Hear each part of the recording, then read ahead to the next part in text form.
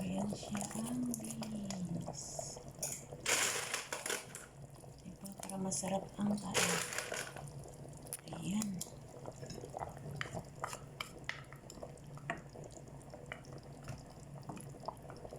So, ayan siya guys. Ang beans, napakasarap na lutong marag. So, ayan siya guys, ang karne. Ito yung karne, ayan. Kasi, dalawa lang sila magkain, pero ito siya, 3 pieces ito siya. Malalaki naman yan. Maliit siya tingnan, pero malaki yan siya. Ayan siya. Diba? Ayan, matigas pa siya guys. So, hayaan muna natin na maging malambot yan.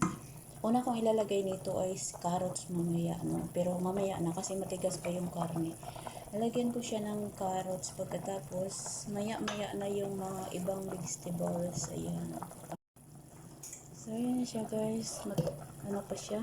Tatakpan muna natin kasi matigas. Ito na naman tayo sa rice. Ayan. Ang ginawa ko dito sa rice is nagpakulo ako ng tubig. Ayan siya guys. Tapos nilagyan ko siya ng mismar. Yung maitim na yan ay mismar. Kasi mabango rin yan. At saka yan ay hell. Nilagay ko dyan is hell. So ganyan yan siya guys. Ayan. Kasi mabango yan silang lahat. Tapos nilagyan ko siya ng asin. Tapos maya maya ay magpa-fry ako ng onions. I-cut ko siya ng wings. Tapos ipa-fry ko siya hanggang golden brown kasi pag maglagay na ako sa aking amo ng rice doon sa plato ay i-decoration ko yung onions at saka kung merong chili pwede rin chili at saka onions sa ibabaw ng kanin pag ilagay mo na sa amo mo. So ganyan lang kasimple guys ang ganyan lang kasimple ang lutong marag pag marag ang lulutuin mo. Diba? So, ayan siya guys, ay matigas pa yung karne at saka yung rice ay hindi pa siya, hindi pa siya luto. So, pag makita natin yung rice, parang luto na siya, malalaman naman talaga natin kung malambot siya, diba? So, pag aalisin ko rin yung tubig kasi pag hinayan mo yung tubig ay parang kanin mo ay yung lata. Ayaw kasi nila yung lata. Yung naka-steady pa rin yung rice na siya straight at saka hindi siya basag yung rice. Ibig sabihin ay hindi nahati yung rice, so straight lang pa rin ang rice. Kaya babantayan natin baka sobrang masobrahan siya sa pagkulo tapos sobrang malambot yung rice, no? Tapos pag pag sandok mo ay magiging malambot na yung rice, so ayaw nila yung mga ganyan. Ayun, paano na siya lumabas ang tubig. So ayun siya guys, inalisan ko muna siya ng takip kasi wala pa siya, matigas pa kasi rice pa talaga siya. So mamaya alisin natin ang tubig. Tapos pag alis natin ng tubig ay ibabalik natin siya dyan sa kanyang nilutuan. At saka mag-fry tayo ng onions. Tapos yung oil ng onions kasi mabango yun, ilagay natin dyan sa ibabaw ng rice. So ganyan yan siya. Yung oil galing doon sa onions ay ilalagay mo sa ibabaw ng rice. Mabango talaga siya guys at shiny yung rice. So you can try. Charot. Ayan. Wala pa.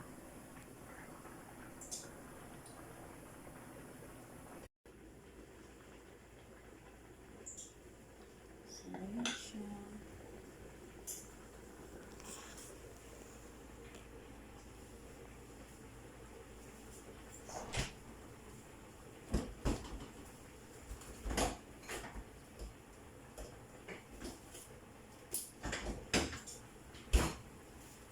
Ito yung pusa, carrots, tsaka patatas.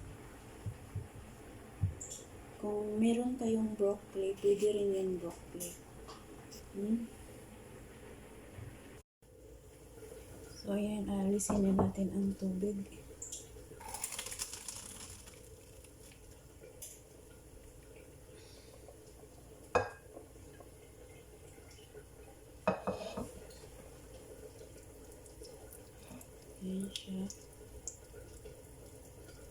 At ibabalik din natin siya. Ayan.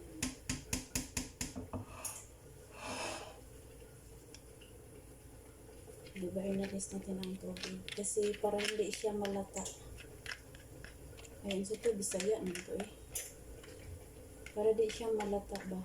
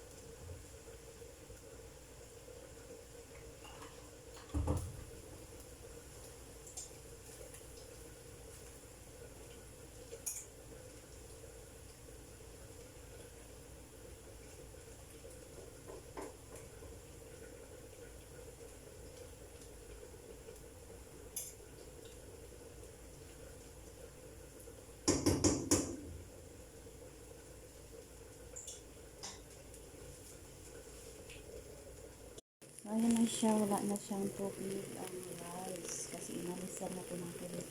So ngayon tatakpan muna natin siya at maggawa tayo ng onions. Ayan, tatakpan natin kasi gagawa tayo ng onions. Ayan, iti-check out natin ang nakamalambot na ang karne at pwede na natin ilagay ang carrots. Ayan, parang malambot na siya guys. Ayan. Pwede na natin ilagay ang carrots. Ayan. Ayan, malambot-lambot na siya. Ayan ay tiny. Pwede na natin ilagay ang carrots una. Una muna natin ang carrots kasi matagal-tagal yan siya maluto. Yung pagka ilang minutes, lalagay natin yung ibang vegetables. Kagaya ng kusa, o patatas. So, mamaya-maya na yan. Carrots muna ang inuna natin paglagay. So, yan. Inuna ko muna nilagay ang carrots. So, mamaya-maya na yung iba, yung patatas at saka yung kusa. Kasi yung ay madali lang maluto. Ito kasi, ano pa siya, hindi pa siya mabilis maluto, ang carrots. So, yan, nilagay. So, ito na yung kusa, patatas. Ito yung maliit na atsal. Ilagyan ko rin siya ng atsal. Ayan. So, kasi yung carrots ay galing lang sa freezer pala ang ginawa ko kasi may mga carrots pa pala dito. So, ayan ang aking, dito ako nagkuha ng aking nilalagay dito. So, ngayon, ay pwede na rin natin ilagay ang gulay. Lalagay na natin ang gulay, guys. Kasi nandyan na yung carrots. Lalagay na natin. Ang carrots kasi, matagal-tagal yan siya maluto. Maya-maya na lang siguro. Ayan siya. Diba? So, ayan, ilalagay na natin ang gulay. Ayan, kasi parang konti na siyang malambot yung carrots. So, ilalagay natin ang patatas. Ayan ang patatas.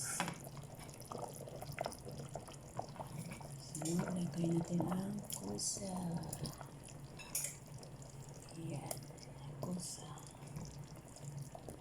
So,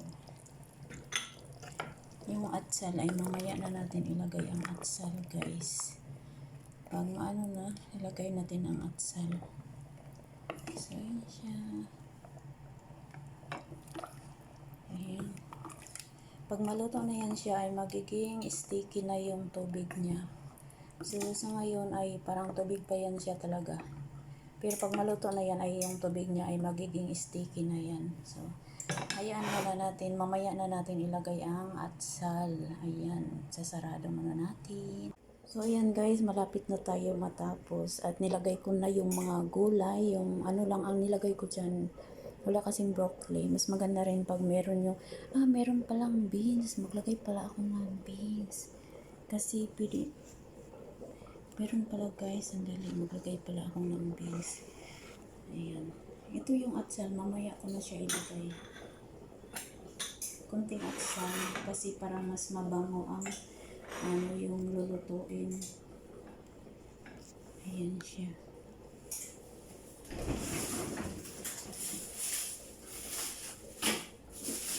May beans pala.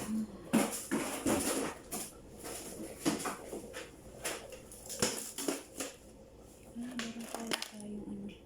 Lalagyan ko pala siya nito guys.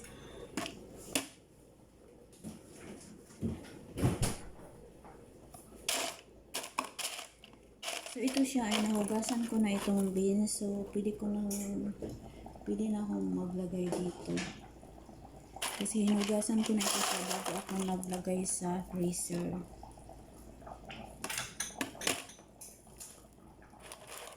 Ayan. Diba?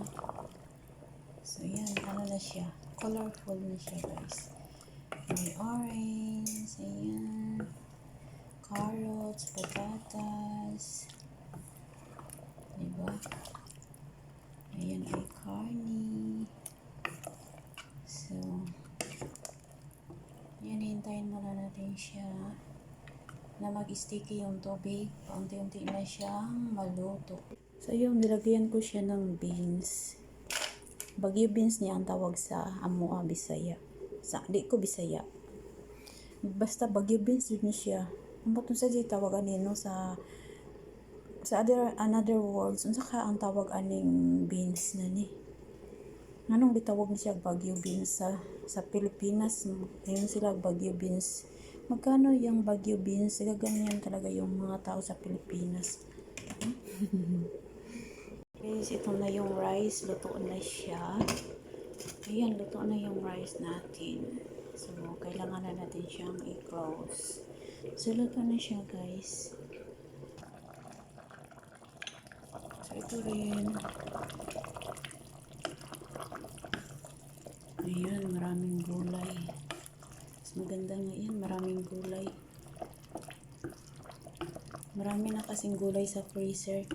Kaya dinamihan ko paglagay kasi kakainin ko yan. Ang gulay na yummy.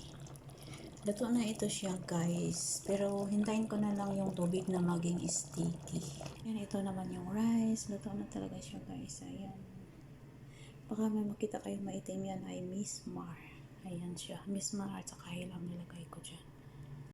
So, thank you po sa lahat ng yan ay i-decorate ko dyan sa rice. Yan lang siya kasi wala nang iba. At saka ito naman ay yan. Tapos na siya guys. Yan ay yung marak. Ayan siya. So, hihintayin ko na lang yung aking amo.